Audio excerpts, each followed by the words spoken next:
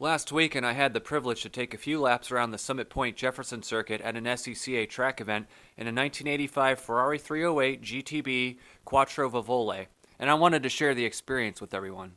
So this rare late model hardtop variant had the 32-valve dual-levered cam, 2.9-liter V8 engine, and weighed in around 2,800 pounds. Dropping down into the car, the first thing you notice is how low to the ground you are. And then there's the dog-leg gated shifter, where reverse is where first usually is, and first is where second usually is, so that takes some getting used to. And the pedals are all shifted rather dramatically to the right to make room for the wheel arch, which protrudes rather far into the footwell. The cabin's also a bit tight for someone over 6 feet tall with a helmet on.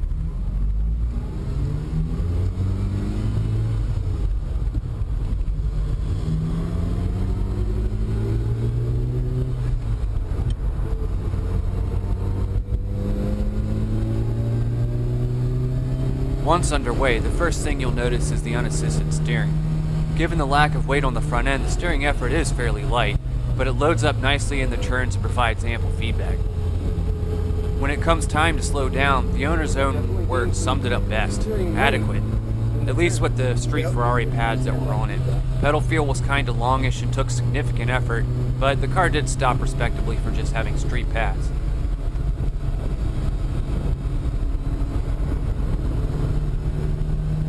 Handling was really surprising in a good way.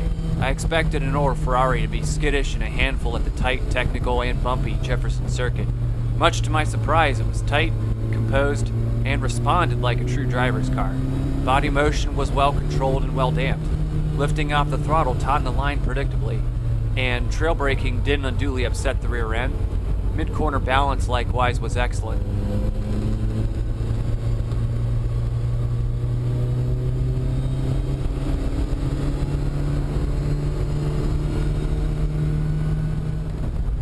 The highlight of this car, and all Ferraris really, is the engine. The engine is responsive, flexible, and sounds outstanding, pulling from the low RPMs all the way up to the screaming 7,700 RPM redline. There's no dead spots or hiccups in the power delivery, just smooth thrust at all RPMs. Wonderful engine.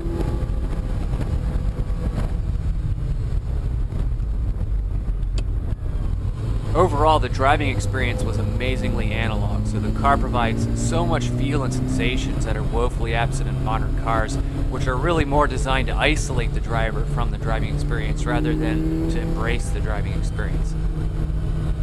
Modern family sedans and soccer mom minivans may have more power, but the Ferrari was enjoyable at any speed, and it goes to show that there's much more to fun than just numbers on paper.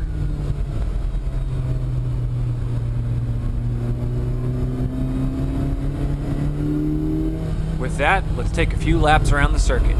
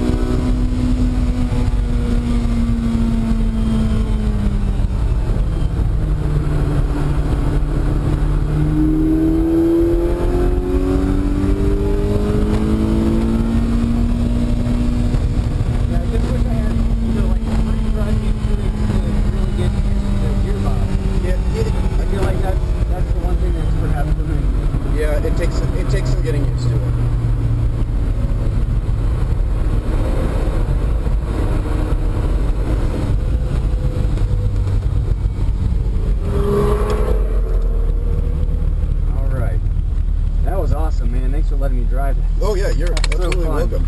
So fun.